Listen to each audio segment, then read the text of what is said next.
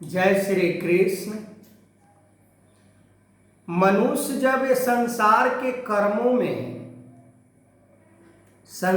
के कर्मों से आसक्त होता है तभी वो परमात्मा को प्राप्त कर सकता है। आसक्त का मतलब कि संसार में केवल अपने लिए ही कर्म को नहीं करना, दूसरों के हित में कर्म को करना आसक्त होना होता है। परहित में जीवन जीना, परहित के लिए कार्य करना, दूसरों को भला के लिए कर्म करना, ये सब आसक्त होने का पहचान है।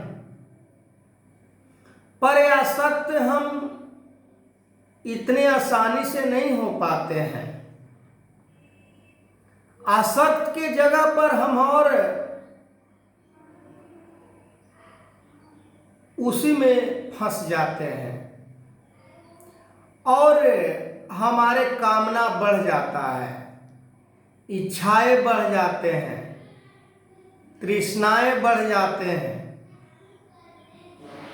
तो फिर परमात्मा को प्राप्त कैसे हम कर सकते हैं? परमात्मा को प्राप्त करने के लिए आसक्त होना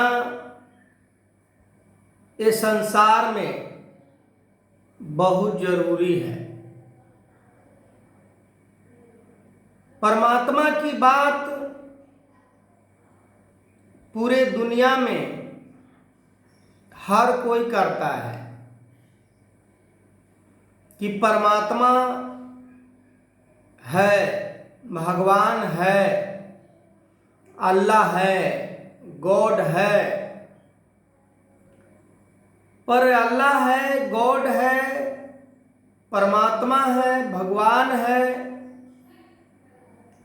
तो इसे देखा क्यों नहीं जा सकता है? बात यहां आके फंस जाता है। परमात्मा को देख लेना, आसक्त को धारण करना, पर आसक्ति को हम धारण नहीं कर पाते हैं।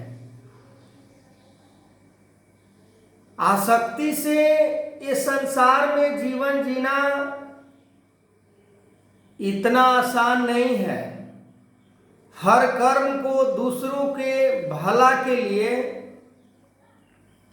हम किसी को कुछ थोड़ा भी दे देते हैं तो जतलाना शुरू कर देते हैं,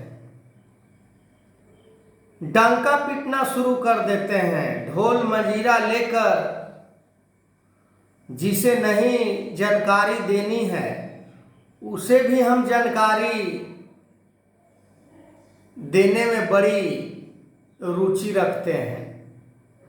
कहाँ आसक्ति? कैसा आसक्ति? आसक्त को धारण करना तलवार के नंगे धार के ऊपर चलने के बराबर है।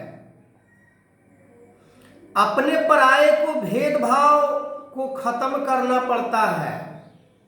फिर आसक्त होने के बाद ये सारे गुण हमारे अंदर नहीं रह पाते हैं। न लोभ रह पाता है, न स्वार्थ रह पाता है, न अपना पराया के भेदभाव रह पाता है। और सबसे बड़ी बात तो ये है कि संसार में हम जब मनुष्य का शरीर धारण करके आए हैं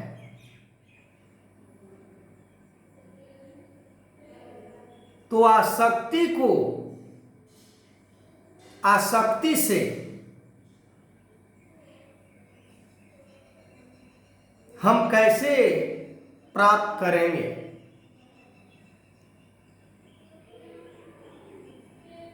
और इसी में सारे इस ब्रह्मांड का राज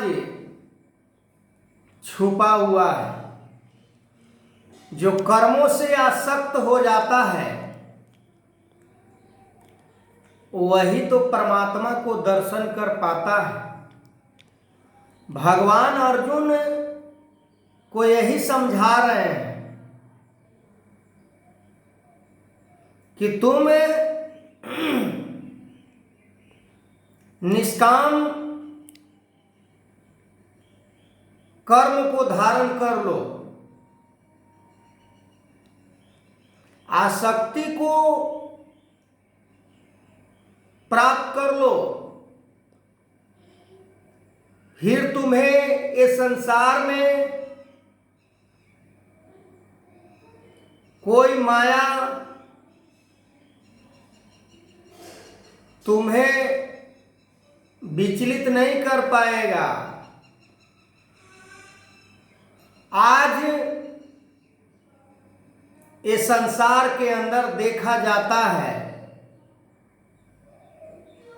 कि लेश मात्र भी आसक्ति नहीं है,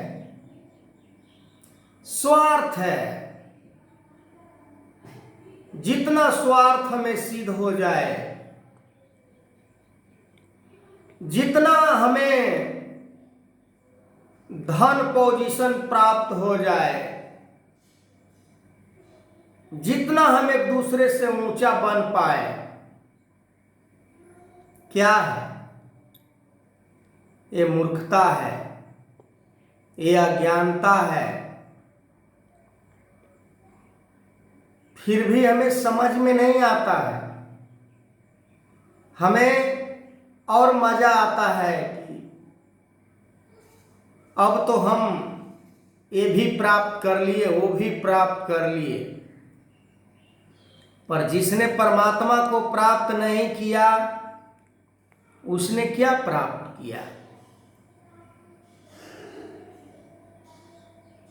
कुछ नहीं।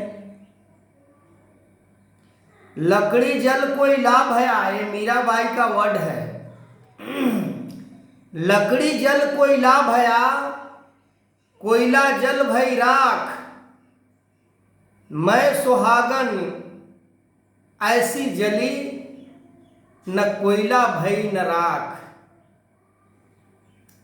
निराकार परमात्मा को प्राप्त कर लेने के बाद मन के अंदर यदि लेश मात्र भी स्वार्थ रह जाता है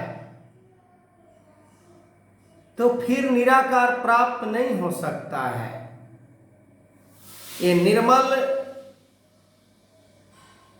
गंगा जैसे पवित्र ये ज्ञान को जब प्राणी धारण कर लेता है तो अपने जैसे निर्मल बना देता है। ज्ञान पवित्र कर देता है। ज्ञान कहीं हमारे अंदर कोई कमी अगर है तो हम उसे निकालने का प्रयास करते हैं, हम उसे बाहर करने का प्रयास करते हैं। पर यह भी देखा जाता है कि गंगा से भी पवित्र ज्ञान को प्राप्त करके हम अपने अवगुण को बाहर नहीं निकालना चाहते हैं, हम अपने लोभ को और कम नहीं करना चाहते हैं, हम अपने स्वार्थ को और कम नहीं करना चाहते हैं, और बढ़ते जाता है हमारी स्वार्थ। कहां पर प्राप्त होगा? ये निराकार को प्राप्त करने के लिए मन,